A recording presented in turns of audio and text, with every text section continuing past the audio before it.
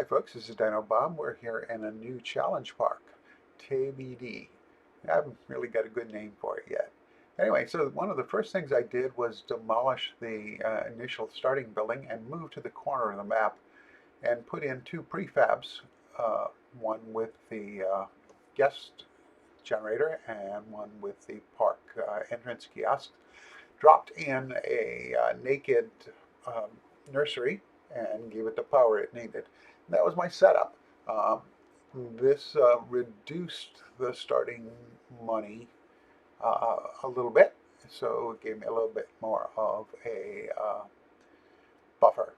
So we're starting with a simple habitat. I ran around and set up the fence, moved the inappropriate trees out of it, and then the next part was to play with some of the setup for the groundwork, starting with the water. Of course, I checked the animals' needs in the nursery before I started on this, and now I'm laying in the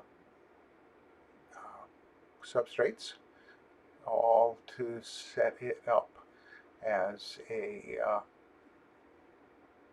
base for what's going to come.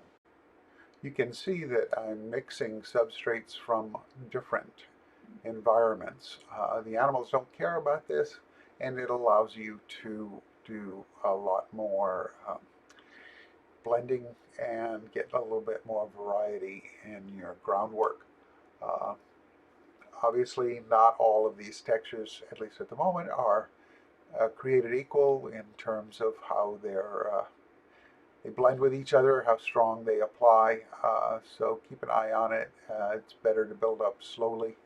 And if you go too far, you can always just start over again by getting something up to 100% and then starting to back it down with other textures. So you saw that I raised the terrain, smoothed it a little bit. I want the center of the exhibit elevated. This is a relatively small animal going in here. And well, actually it applies to larger animals too. It's just the scale's a little different in what you build. But the idea is that guests will have a chance to see the animals that are deeper in the habitat more easily. I don't know if the guests in game care about that, but in the real world it works. Um, so I started to place plant singly and didn't quite get the slider for the density all the way down. So I got a bunch of plants in one little click and then spread them around. So one of the things I like to do is run one or only a couple of kinds of plants around, and it lets me control the placement of a particular kind of foliage.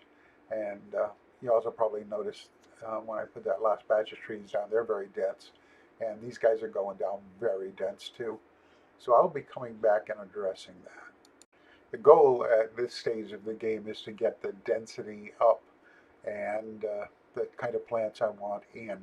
And that lets me make sure that the exhibit is stat-wise where it needs to be. I had wanted to put in some bigger trees, and I'm getting close to where it needs to be.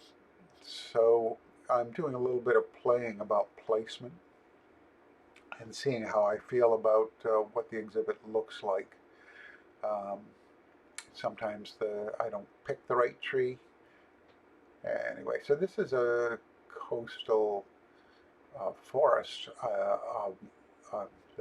sorry, coastal forest exhibit. Um, and obviously the redwoods are the primary upper story thing. But this animal also operates in temperate environments. So I decided a big old oak sitting there would provide a lot of the shade he'd have in the forest with a smaller number of plants. Obviously, it took me over the limit, and that's okay. Um, it's time to take things out. And if you select a plant before selecting the removal button, your tree removal button will only remove that plant. So you can thin the herd, as it were. And that's a useful function, much faster than going through individually and picking them out. Particularly in dense things like these ferns are, it's tricky sometimes to know how many you've got when the brush is placing down a lot. So the exhibit obviously needs a few plants.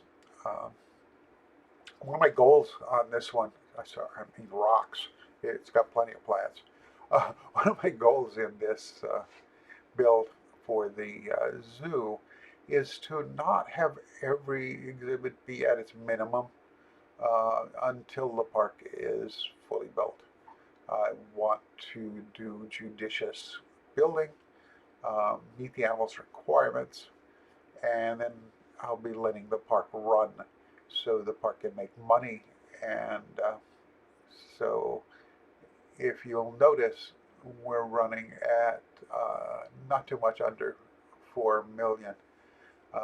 And putting the plants down is not terribly expensive. Terraforming is not terribly expensive.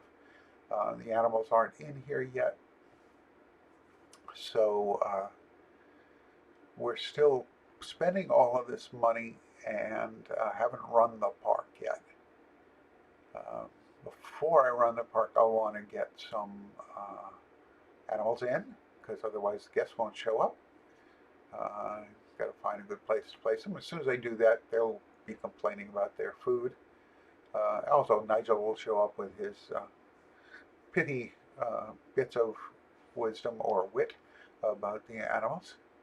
And we got to give them a feeder. These guys will eat plants, and their enrichment allows them to have fruit blocks and termite mounds. I decided to go with the fruit block for these guys, and that's enough to keep them happy, at least with this number of animals, which is just a pair. We don't have animal group requirements active yet, so that will probably change. And of course, the dynamic of the whole challenge build will change because of that. So that's looking pretty good, I think. And it's time to path. I figure this is a small animal, so it's not going to see a lot of traffic, so we're only doing a 4 meter path around the exhibit. And my thought here is this will in some ways be a gateway exhibit, and it will have paths branching off from it to go deeper. I'm thinking I'm going to do my usual thing by putting the Cretaceous chunk of the park off to the left and ahead as you see it. You probably also may have noticed that I did some terraforming right at the edge there. It's in progress, and the idea is to screen the empty space between the edge of the buildable park and the mountains in the distance, which right now is just grass. And that doesn't look all that cool. I wanted a little more immersive when your point of view is in the park. I will be coming back and doing some stuff outside the ticket counters.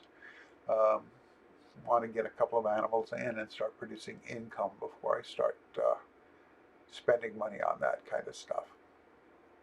So this is a large entry plaza I'm trying to set up, and that's pretty much going to be the last thing for today's build, is getting that ready to go.